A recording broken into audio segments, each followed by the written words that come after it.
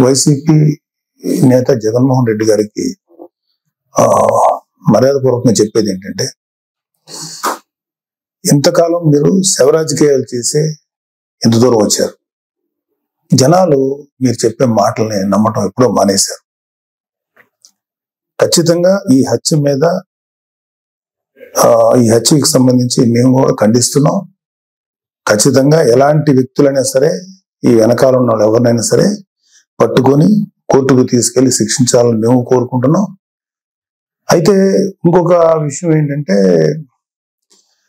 గంజాయి ఇన్ఫ్లుయెన్స్ తో కూడా ఉండుంటది ఎవడైతే చంపాడు అని కూడా బయట ఉంది. సో ఇలాంటివన్నీ రకరకాల వెర్షన్స్ వస్తున్నాయి.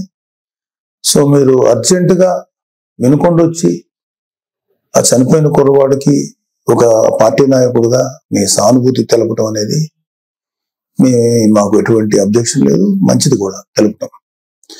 కాకపోతే మీరు దాన్ని రాజకీయ రంగు పోలిమి ఇంకా గట్టిగా నెల 10 రోజులు కూడా కాకుండానే ప్రభుత్వం ఏర్పాటు అవ్వకుండానే మీరు రకరకాల విమర్శలు చేసి అక్కడికి వెళ్ళి జగనన్న పథకాలు, జగన్ మామ, ఇంకా ఎంతకాలం మీరు ఇలాంటి మాటలు మాట్లాడతారు? అధికారం ఉన్నప్పుడు నటించారు, అధికారం పోయినప్పుడు నటిస్తున్నారు. నటనల మీద పరిపాలన సాగదు. ఈ విషయం ఇప్పటికే మీకు అర్థమై ఉండాలి, మీ వైసీపీ నాయకులు కూడా అర్థమై ఉండాలి. 2019లో మీకు అద్భుతమైనటువంటి తీర్పు ఇచ్చారు ప్రజలు మీకోసం. దాన్ని మీరు అత్యంత దారుణంగా, దుర్మార్గంగా ఉపయోగించుకొని ప్రజల నెత్తి మీద కాలు పెట్టి తొక్కారు. ప్రజల్ని హింసించి వదిలేరు మీరు. మీ పరిపాలనలో సామాన్యులు సైతం భయపడ్డారు. ప్రజల కోసం నిలబడిన కొంతమంది నాయకులు, కొంతమంది కార్యకర్తలు తప్ప ప్రతి ఒక్కరు భయపడ్డారు. ప్రతి వాళ్ళు భయపడ్డారు. మీరు ఇప్పుడు వచ్చేసేసి ఏదో అన్యాయం జరిగిపోయింది, డెఫినెట్ గా ఇది తప్పే, దీన్ని మేము ఖండిస్తున్నాం. కానీ దీనికి రాజకీయ రంగు భూమి ఈ శవ రాజకీయాలు చేయకండి. కూటమి ప్రభుత్వం పరిపాలనా పరంగా ఏదన్నా ఉంటే విమర్శించండి. ఇంకా నెల కూడా కాకపోయినా సరే అది చేయలేదు, ఇది చేయలేదు అన్నారు. ఓకే, అది ఎలా చేయాలో మాకు తెలుసు. కూటమి ప్రభుత్వానికి చేసి చూపిస్తాం. సెంట్రల్ గవర్నమెంట్ ఢిల్లీకి వెళ్ళిపోయి ధర్నా చేసేసి రాష్ట్రపతి పాలన పెట్టమంటారా?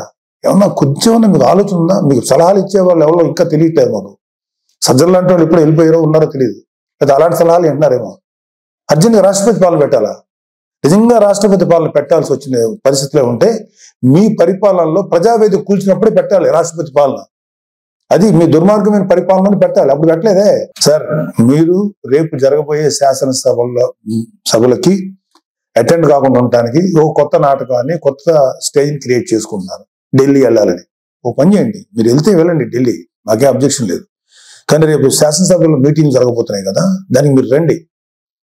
మిమ్మల్ని వ్యక్తిగతంగా అనొద్దని చెప్పి నా పర్సనల్ గా నేను బీజేపీ, టీడీపీ, జనసేన ఎమ్మెల్యేని రిక్వెస్ట్ చేసుకుంటాను.